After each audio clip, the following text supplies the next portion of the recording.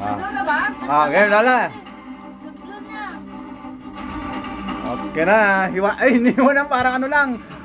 Ay, kasarap. Ay! Ay! Kapal! Ay!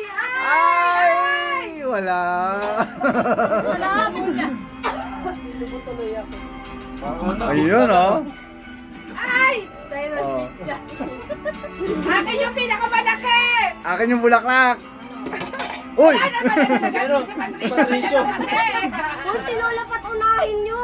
Hindi, siya. Nakalimutan nyo ha. Sa birthday din niya, dapat daw may ganun. Kalimutan nyo Lola ko ha.